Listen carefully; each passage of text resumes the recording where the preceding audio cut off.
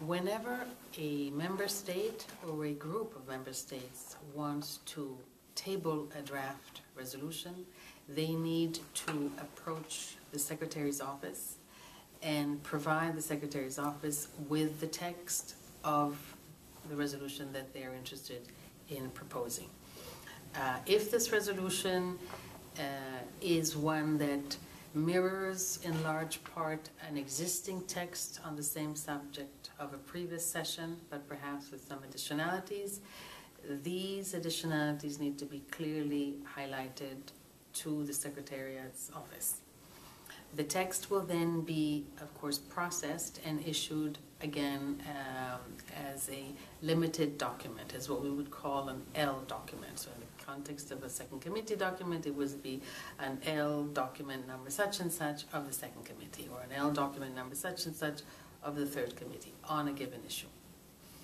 Any text needs to come from someone. So either there's a single member state, or if a member state has other like-minded delegations that are co-sponsoring this text, the Secretary's office needs to be provided with the signatures of the member states supporting this resolution. We would not accept an email that tells us that delegation Y or delegation Z have agreed, because we have no way of confirming this other than through the signature of the delegation or the delegate concerned.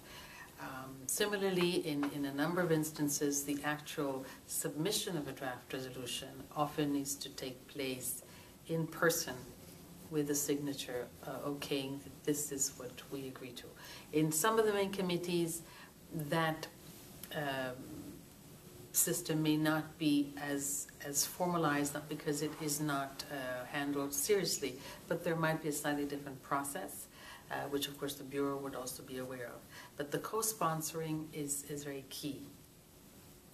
And parenthetically on co-sponsoring, once a resolution has been adopted, no one can of course co-sponsor it any longer. If you want to co-sponsor a resolution, either as a delegation you do so at the start, indicating in writing your interest, or when that text will eventually make its way in due course to a formal meeting of the committee and it is presented to the committee for adoption, there is an opportunity by way of what the chairperson will say. The chairperson will ask, are there any other delegations interested in co-sponsoring this text?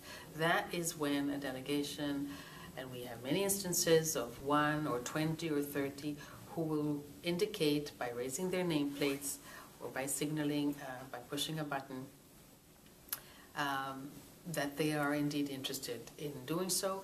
The names of those member states will be read out loud, either by the chair in that formal meeting as the nameplates go up, or by the secretary, depending on the understanding reached between the chair and the secretary.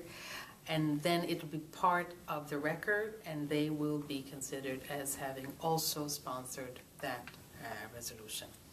In those instances where a resolution was generated as a fundamental basic text by one member state or a group of member states, and after informal negotiations, draft resolutions are not discussed necessarily right away in a formal meeting.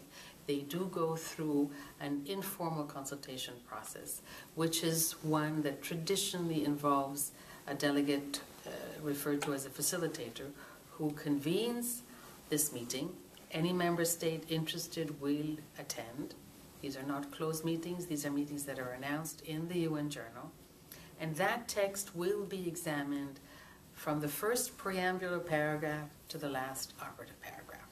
It is the responsibility of that facilitator and those in that meeting room to go through the text as may be necessary. In some instances, it's word for word, comma for comma, semicolon by semicolon. In other instances, there may be only elements of the text that are new if this is a text that reflects an earlier an issue dealt with in previous sessions, where it's a function of updating information or, politically speaking, a function of modifying the text as governments would want to see modified.